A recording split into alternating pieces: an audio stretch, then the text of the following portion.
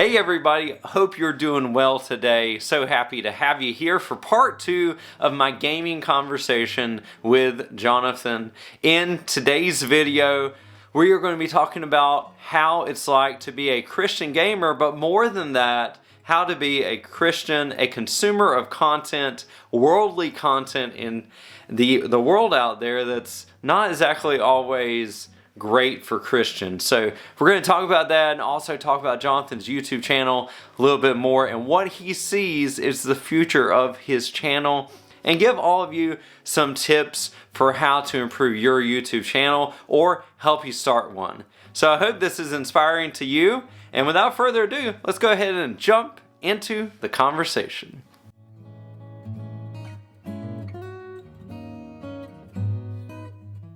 So let's talk about your YouTube channel and kind of where you're at with that, how you got started with it, and where you might want to see your channel in, let's say, I don't want to say 5 years, but usually say 5 years from now, because a lot can happen. Where'd you start? How are you liking it? Editing videos, doing all the things for it, and then where you want to see it go in the future. Yeah. I think people would love to know that. So I started my first channel when I was 13. Wow. Really? It was a gaming channel. So I started out with a gaming channel, and I did that up until this year. That 2025. Well, I guess depending on when you post this, it may be last year, but and then in the start of 2025, I created 2 new channels. One in January, where I did short films and some animations, and then the following month in February I started just a movie review with the idea to talk about movies, books, board games, and video games, but I've only ever talked about movies so far, unintentionally.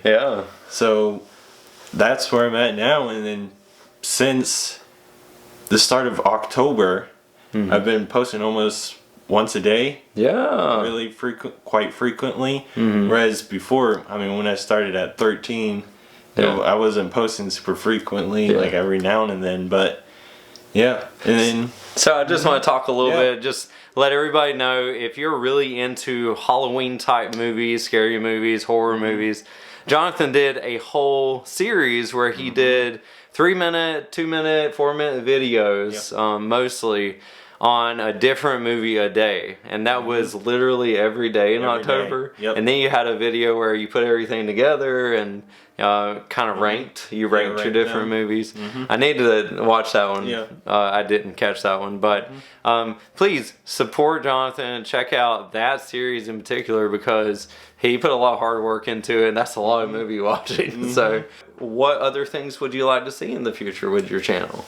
I'd like to put a little more focus on the short films, as I want to work on movies. My idea, and I would hope to post like once a month, because short films, they take quite a bit of time to film, so once a month is still quite a bit. And reel back on the movie reviews just a little bit, because posting almost every day is quite a bit for that. Do you think that like a deeper, in-depth analysis of a movie might be something you want to try out? Like something like where you've got footage playing and you're really going into the characters, like something you have to probably have a full script for or something. Would that be something like a more long form? Do you think that's something you'd be interested in? I've done a few of those, like video essays. Like one was on planes, trains, and automobiles. Great movie. One was talking about horror movies and like how creative it is. And then I did one on like the history of Christmas movies. So you did the Stranger Things recap too. That was a popular video for you. I was happy to see that you had quite a few views on that. Cool. And so in 5 years down the road, is our subscribers something that is important to you, or just people spreading the word of your channel? Do you want to actually earn something from YouTube? How do you want this to move forward? I'd like to say no, but it always does matter to an extent. Yeah. And it would be great to earn money off of it. Yeah. Mainly just to put back into it. Sure. Because I'm a broke college student right now, so I have limited resources. I know how that was for a long time. Yep. Yeah. So limited resources to put back into it. Yeah. And cool. Yeah, it's, you know, I just got monetized. I put out a video about it. Thank you. I appreciate that. It's something that I didn't ever think it was going to happen. I was inching closer and closer, but those watch hours, sometimes they seem like it's never inching forward. But it was really cool to see that happen. And so I know it will happen. Just keep putting in the work. It takes a lot of hard work. And anybody who's watching, if you're inspired to create a YouTube channel, just know that it is going to take work, and you're not going to be able to do it or go viral the first time. Were you wanting to do board game reviews still, or is that okay? That was like my original interest. And like everything was, I was huge in board games. I've made board games, and that was what I originally wanted my career to be. And I still want to make a board game in the future. So I'd love to get into reviewing board games, maybe doing board game nights, something like that. Sure. That would be fun. There's so many board games out there, games that I've never even heard of. You know, there's more than just Monopoly and Jenga, or the Game of Life. Those are great games, but there's like thousands. I'm sure even more than that games out there. Well, I think that would be a great path for your channel to take. Honestly, I would love to see. I know you talked about the Wii and all of that. I'd love to see videos where you're playing Wii games. You know, and kind of talking about maybe your own nostalgia for. What age are you at this point? How old are you? I'm 20. 20. Yep, 20. So I'm 38. So you see the age difference here, but you really have nostalgia for the Wii, because that's what you played growing up. I mean, that was the first gaming console you saw. So I think that would be cool at some point to see something like that, a little retrospective, or maybe just, you know, hey, let's play some Wii bowling and talk about something. Hey, talk about a movie review while you're playing Wii bowling. I don't know. For the last part of this, I really want to focus on what it means to be a Christian gamer. So I had a video I put out where I talked about how it is to be a Christian gamer, and it's not something you see a whole lot out there, and I think it's something that I'd love to discuss further with you. And I want everybody out there, even if you're not a Christian, to listen to the conversation and see what we're talking about, because being a Christian gamer or a Christian movie watcher or book reader, whatever kind of content you consume, it's all about looking at it and trying to figure out, is this something that is right to read based on my beliefs and based on my relationship with God? What are things that you take into consideration as a Christian gamer, a Christian content creator, Christian consumer? Because everybody, we go to the same church, and so we see each other weekly and have some conversations about this. So from your perspective, is it hard to be a Christian consumer of media? Number one, maybe specifically gaming, if you want to talk about that.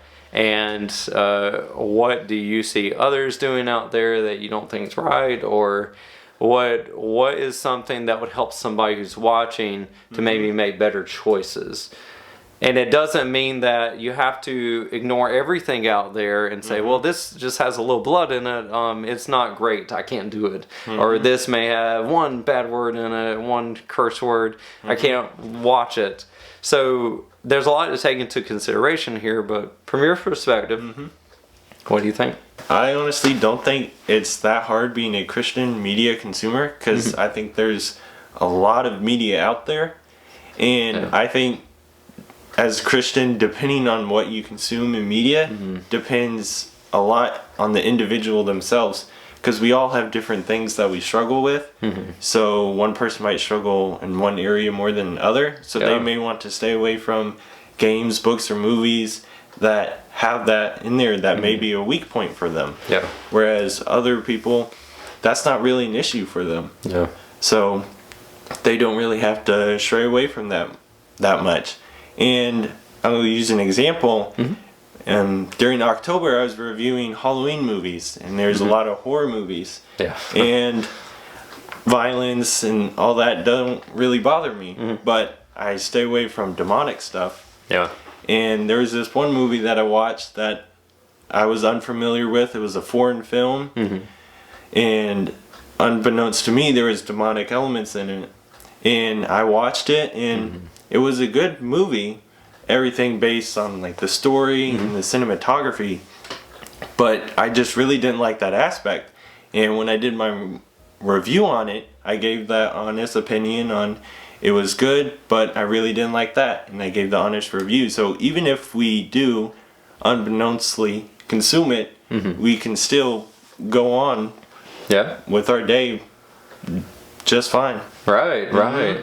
Yeah, that's good.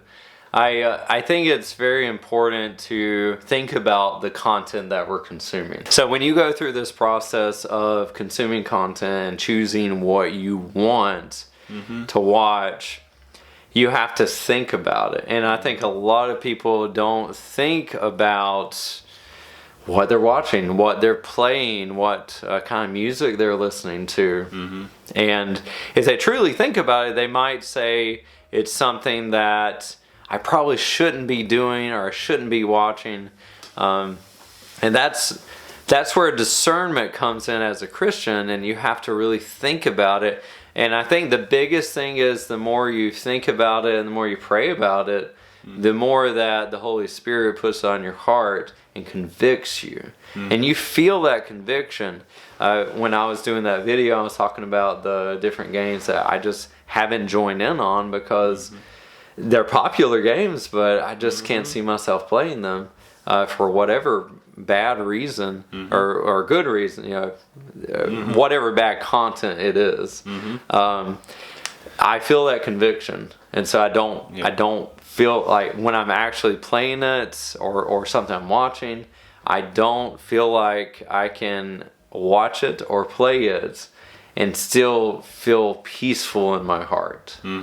So is that something that you sense as well when you're trying to figure out what's good and what's bad? And yeah, to an extent, I would say. I know my main thing is movies at this time, and that's a little different than games. Because games you're actively choosing to keep playing. Whereas if I go to a movie, I sit down, go to the cinema for 2 hours. I've kind of already made the decision. And most of the time, I don't really know what I'm getting into. And thankfully, though, I feel like I can still walk away without it affecting me too much. And then I can go talk about it and give my honest opinion about it. I know there was a time where we got some sirens going off. There was a time where I was watching shows like Game of Thrones and a show called Breaking Bad, and this was in the 2010s, and even The Walking Dead, very popular show that I really enjoyed for a long time. And actually, my wife, Carolyn, was watching as well, and she enjoyed it. These shows are so violent, and it's not just somebody gets killed and that's it, or there was some kind of battle, but it's a visceral violence, like extra. It's all extra. And so that really started me thinking, well, I don't really need to be a part of this. I'm not losing anything out of my life by not watching it.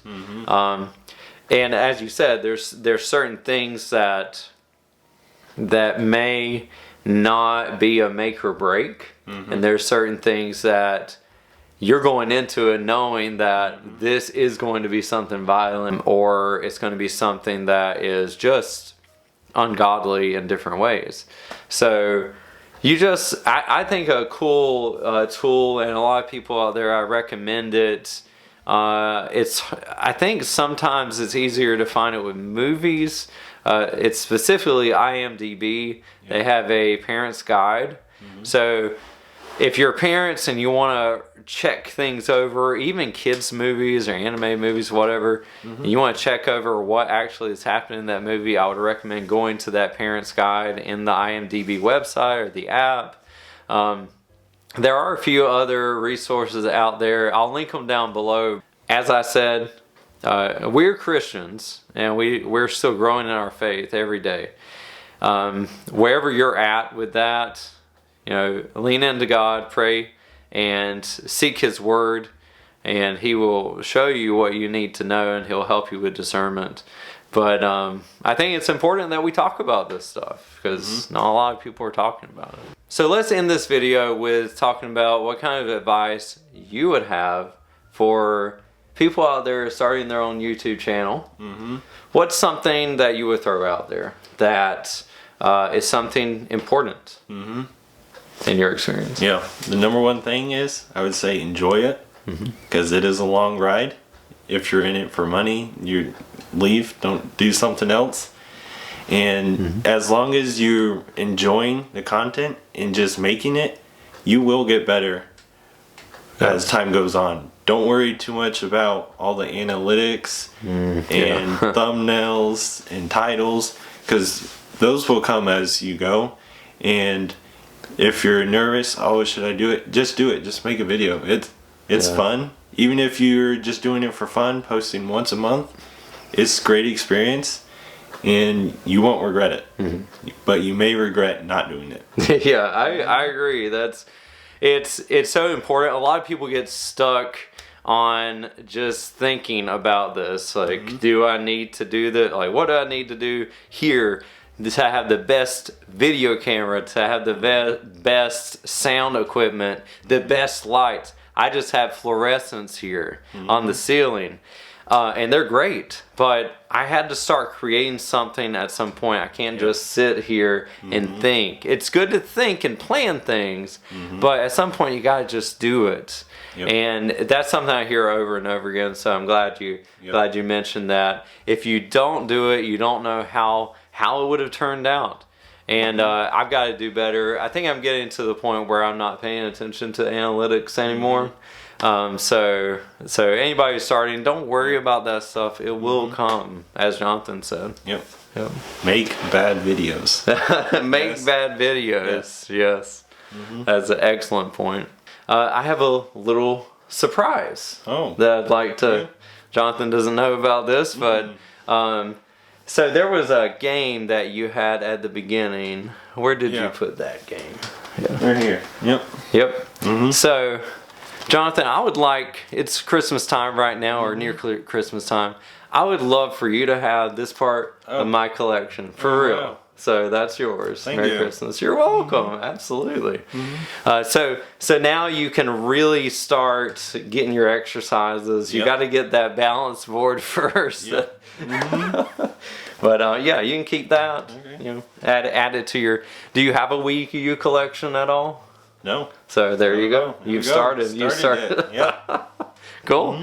Okay, everybody, I hope you enjoyed this conversation that I had with Jonathan today. And please check out his YouTube channel in the description down below. And Jonathan, could you tell everybody what your channel is called so they can come visit you? It's called Honorable Media. Honorable Media. And like we said before, he's looking to expand and change things up. So if you have any suggestions for him, he'd love to accept those as well. But go check out his Halloween series and Stranger Things if you're really into that. Some great stuff there. And I had fun. This was a great conversation today. I had fun. Thanks for having me. Of course. It was a great experience. Absolutely. And we'll have to do this again sometime. Thank you everybody for watching and catching this today. If you have any comments, you want to chime in with your own, anything that you love from today's video, that would be great. Love to see that down below. And contribute to the conversation, and let's keep it going. I pray that you have a fantastic day. And until next time, happy gaming.